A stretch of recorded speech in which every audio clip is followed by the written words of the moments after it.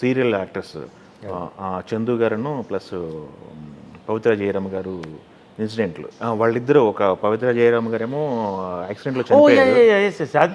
యాక్సిడెంట్లో చనిపోయారు. చందు గారేమో సూసైడ్ చేసుకున్నారు. అంటే ఒక మనిషి బాండింగ్ అనేది ఇప్పుడు ఎలా వస్తుందంటే ఆ థాట్స్ ఆ పరిస్థితి చూస్తుంటే ఒక మనిషి విడిచిపెట్టలేక ఉండలేకపోవడం అనేది ఇవన్నీ ఎట్లా హ్యాండిల్ చేసుకోవాలి, ఈ జనాలు ఏంటి పరిస్థితి అనేది తెలియని పరిస్థితిలో ఉన్నారు ప్రజెంట్.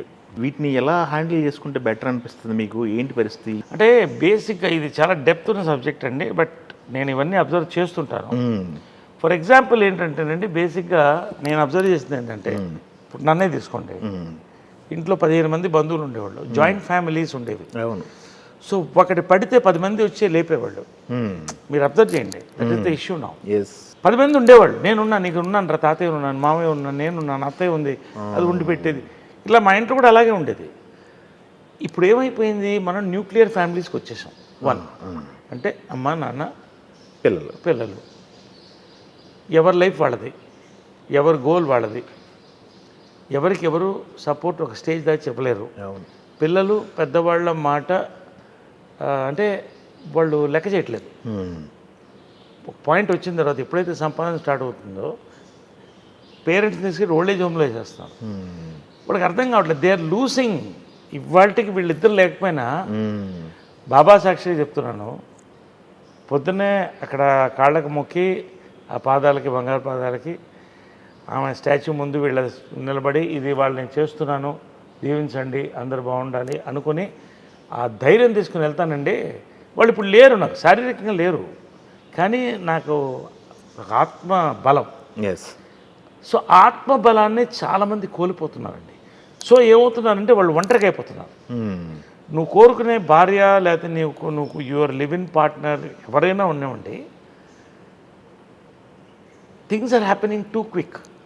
ఇవాళ నా జాబ్ ఇంత, నీ జాబ్ ఇంత, మన ఇద్దరం కలిస్తే ఇంత లెక్క తప్ప నీ దగ్గర నుంచి నాకేం కావాలి, నా దగ్గర నీకేం కావాలి, మనం అది పోయిందండి. ఎవరి లైఫ్ వాళ్ళది అయిపోయింది. So every man is alone almost.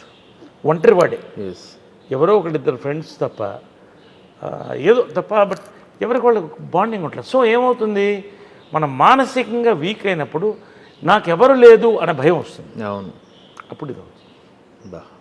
అందుకనే పేరెంట్స్, ఈ జాయింట్ ఫ్యామిలీ యొక్క పవర్ అది. రెండోది పేరెంట్స్ మనతో వాళ్ళు ఏం చేయకపోవచ్చు. కృష్ణ గారు మదర్ చనిపోయిన తర్వాత కూడా నాకు 2 years ఇద్దరం సఫర్ అయ్యాం. కృష్ణ గారు సఫర్ అయ్యాం, నేను సఫర్ అయ్యాం, అందరు సఫర్ అయ్యారు ఫ్యామిలీలో. కాకపోతే ఇక్కడే ఇదే ఆయన ఇల్లు కాబట్టి, ఇక్కడే విజయకృష్ణాల్లో ఆయనకు ఉండేవాడు కాబట్టి రోజు ఆయన సఫరింగ్ నేను చూసేవాడిని. ఒకళ్ళకొకళ్ళు ఉండేవాళ్ళం. మార్నింగ్ వెళ్ళి చూసేవాడిని, పలకరించేవాడిని.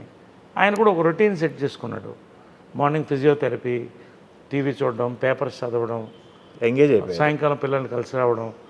సో ఇవన్నీ కూడా ఆయన కూడా ఫ్యామిలీ అందరూ కూడా అండి, నేను ఒక్కటి కాదు, ఎవ్రీబడి. మహేష్ అప్పుడు కూడా అదే చెప్పేవాడు, మేము వచ్చి చూసిపోతాం, విల్ కమ్.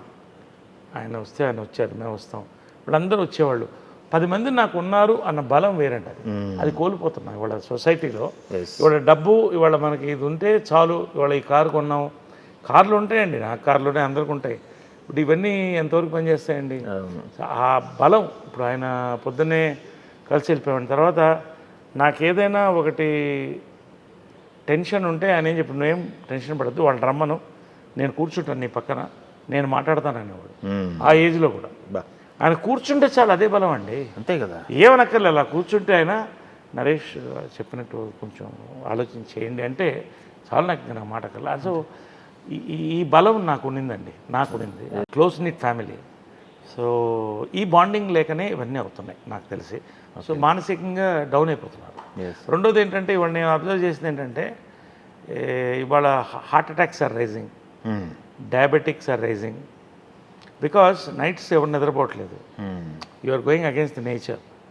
సో వీళ్ళంతా కూడా after 5 years, I'm sorry that I'm saying this, many people will be hospitalised or హాస్పిటల్తో ట్రావెల్ అవుతారు.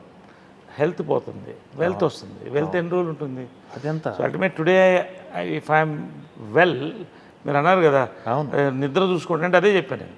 ఖచ్చితంగా 7 hours పడుకుంటా నేను ఎన్ని గంటలు పని చేసినా కూడా. మిగతా వ్యసనాలన్నీ వదిలేశాను. ఎక్కడ బయటికి పోవడం ఉండదు, ఏం ఉండదు. వచ్చానా ఇంట్లో కూర్చున్నానా, happily we watch a film together, we spend that 1 or 2 hours together. Pavitra నేను by 10-10:30 I'm off to bed. 4:30కి లేస్తాను, exercise and I read the scripts. So ఒక లైఫ్ ఒక ట్రావెల్కి వెళ్ళిపోతుందండి. I realise late. నేను ఏంటంటే కొన్ని తప్పులు అనలేదని పొరపాట్లు చేశాను, తెలియక తెలుసో పొరపాట్లు చేశాను.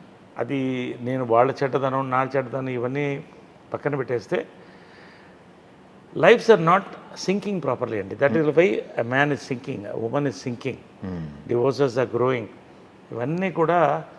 బట్ ఒకటేంటంటే ఇట్స్ అన్ ఎవెన్చువాలిటీ అండి. ఇవాళ ఇంకోటి ఏంటంటే మనం మిషన్స్తో ఎక్కువ వర్క్ చేస్తున్నాం. ఎస్, హ్యూమన్ కమ్యూనికేషన్ తగ్గిపోయింది. అవును, హ్యూమన్ కమ్యూనికేషన్ లేదు. ఎంతసేపు నేను సినిమా షూటింగ్లో కూర్చున్నా అందరూ ఫోన్లు పెట్టి ఎవరి ఫోన్లో వాళ్ళు ఉంటున్నారని మాట్లాడుకోవట్లా. అందుకనే నేనేం చేయాలంటే ఈ కాఫీ కల్చర్ ఒకటి పెట్టాను. నేను ఫిల్టర్ కాఫీ అందరూ తయారు చేస్తాను. మొత్తం మంచి వాసన వస్తుంది, గుమగుమాన్. 15 నిమిషాలు బ్రేక్ ఇచ్చి అందరూ వచ్చి కాఫీ తాగుతారు. మంచి నిప్పట్లు పెడతాను. 15 నిమిషాలు మాట్లాడుకుంటున్నాం అండి. ఆ 15 నిమిషాలు వాళ్ళు కూడా అంటున్నారు, సార్ కొత్త ఎనర్జీ సార్, ఇది కాఫీయా లేకపోతే మనందరూ కలిసి మాట్లాడుకోవడం. నేను చెప్పే కాఫీ ప్లస్ మనందరూ కలిసి మాట్లాడుకోవడమే. ఇది ఉండేది ఇంతకుముందు. ఫ్యామిలీస్ ఇప్పుడు హాలిడేస్ వస్తే మనం బంధువుల ఇంటికి వెళ్ళిపోయేవాళ్ళం, అమ్మమ్మ నానమ్మ ఇంటికి వెళ్ళిపోయేవాళ్ళం. అక్కడ అందరూ అవన్నీ లేవలేదండి, వెళ్ళిపోయినాయి. నేచర్తో టచ్ పోయింది, ఓకే, మనుషులతో టచ్ తగ్గిపోతుంది. So we are going in deterioration slowly, not slowly, very fast. అదే కాదు ఇవాళ అన్ని టోటల్గా ఇవాళ గ్లోబల్ వార్మింగ్. అవును, 47 degreesలో పనిచేస్తున్నాం మనం షూటింగ్. 40 టచ్ అయిపోయింది. 46 అనకొండ లేసిని పట్టుకుని పనిచేస్తున్నాం. ఒక 5 ఏళ్ళు పోతే అసలు బయట షూటింగ్ చేస్తాం లేదా. సో ఓవరాల్ భయం వేస్తుందండి. ఫ్యూచర్ చూస్తే నిజంగా మనకి వార్నింగ్ బెల్ కొట్టింది, మానవ జాతికి వార్నింగ్ బెల్ ఇది.